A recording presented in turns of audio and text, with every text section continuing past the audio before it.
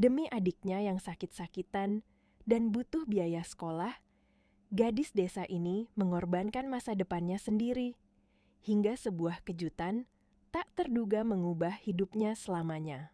Assalamualaikum warahmatullahi wabarakatuh. Sahabat Hikmah Story, jangan lupa like, subscribe, dan aktifkan loncengnya agar tidak ketinggalan kisah-kisah inspiratif yang menyentuh hati. Mari kita awali dengan membaca sholawat. Allahumma sholli ala Sayyidina Muhammad wa ala ali Sayyidina Muhammad. Pagi itu di sebuah desa kecil yang dikelilingi sawah menghijau, Sari duduk di teras rumah sambil menatap jalan tanah yang membentang di depannya. Ia baru saja membuat keputusan yang akan mengubah hidupnya. Berhenti sekolah demi adiknya Dimas. Di dalam rumah, Bu Siti, ibunya, sedang mengupas singkong sambil sesekali menatap putrinya dengan mata yang syarat kekhawatiran. Sejak ayah mereka meninggal, beban keluarga jatuh ke pundak Bu Siti. Warung kecil yang mereka kelola hanya cukup untuk makan sehari-hari. Sari tahu betul betapa ibunya sudah berjuang mati-matian. Sementara Dimas, yang masih duduk di bangku SMP, memiliki cita-cita menjadi guru. Sari tak mau mimpinya kandas hanya karena biaya. Keputusan itu ia sampaikan malam sebelumnya. Bu, biar aku berhenti sekolah. Aku bisa kerja di rumah Bu Ratna bantu-bantu. Nanti gajinya buat biaya sekolah Dimas, kata Sari lirih. Bu Siti menatapnya lama, air mata menggenang. Nak, ibu gak mau kamu berhenti sekolah, masa depanmu juga penting. Tapi Sari tetap tersenyum tegar. Kalau Dimas berhasil, itu juga kebahagiaan aku, Bu. Keesokan harinya, Sari mengemasi buku-bukunya. Ia menyentuh sampul buku matematika yang dulu sering ia keluhkan, namun kini terasa seperti sahabat yang harus ia tinggalkan. Saat berjalan menuju sekolah untuk menyerahkan surat pengunduran diri, matanya panas menahan tangis. Teman-temannya memanggil, bertanya mengapa ia pergi di tengah semester, tapi ia hanya menggeleng dan tersenyum tipis. Di rumah Bu Ratna, tetangga yang dikenal baik hati, Sari mulai bekerja. Ia membantu membersihkan rumah, mencuci pakaian, dan kadang ikut ke kebun. Bu Ratna membayar secukupnya, cukup untuk membantu biaya sekolah Dimas. Kamu anak yang kuat, Sari, kata Bu Ratna suatu sore. Tapi jangan lupa, suatu hari nanti kamu juga harus kejar mimpimu. Hari-hari Sari dipenuhi pekerjaan. Pagi ia membantu ibunya di rumah, siang bekerja di rumah Bu Ratna, sore membantu Dimas belajar. Ia selalu memastikan adiknya mengerjakan PR dan memahami pelajaran. Mbak, terima kasih ya, kata Dimas suatu malam. Sari hanya mengacak rambutnya, tersenyum, meski di dalam hati ia merasa rindu pada bangku sekolah. Waktu berlalu.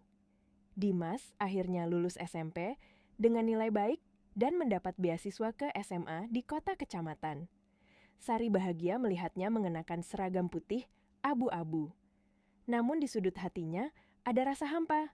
Bu Siti pun mulai menyadari hal itu. Suatu malam, Bu Siti berkata, Sari, Ibu lihat kamu masih ingin sekolah. Mungkin sekarang waktunya kamu pikirkan dirimu juga. Ucapan itu seperti menyalakan kembali api di hati Sari. Ia mulai mencari informasi tentang sekolah paket. Ternyata ada program paket C di kecamatan bagi mereka yang putus sekolah. Meski biayanya tak sebesar sekolah formal, tetap saja perlu biaya dan waktu. Sari pun membagi waktunya antara bekerja dan belajar. Bu Ratna mendukung penuh. Bahkan, ia meminjamkan buku dan membelikan alat tulis baru. Biar kamu semangat, katanya sambil menyerahkan tas kecil berisi pensil dan buku tulis. Sari terharu, memeluk tas itu seperti harta berharga. Malam-malamnya kini dihabiskan di bawah lampu redup, menyalin catatan dan mengerjakan soal latihan. Dimas yang kini mulai terbiasa dengan sekolah barunya, sering membantu Sari memahami pelajaran yang sulit. Mbak, ini rumusnya gampang kok, katanya sambil menjelaskan matematika. Momen itu membuat Sari tersenyum. Peran mereka seolah bertukar, tapi justru semakin mempererat hubungan kakak adik itu. Ujian akhir paket C akhirnya tiba. Pagi itu, udara desa terasa lebih dingin dari biasanya. Kabut tipis masih menyelimuti jalan tanah. Sari berdiri di depan cermin kecil, mematut diri. Seragam putih yang dipinjam dari peserta lain sudah ia setrika rapi. Bu Siti menyiapkan sarapan sederhana, dan Dimas yang pulang khusus untuk mendukung kakaknya memberi semangat. Ketika tiba saatnya berangkat, Bu Siti memeluk Sari erat-erat. "Apapun hasilnya, Ibu bangga sama kamu." Sari melangkah ke jalan yang pernah membawanya ke sekolah dulu, kali ini dengan keyakinan baru. Di gedung ujian, suasana penuh kegugupan. Sari duduk di bangku yang ditentukan, dan ketika soal ujian diletakkan di mejanya, ia menghela napas dalam-dalam lalu mulai menulis.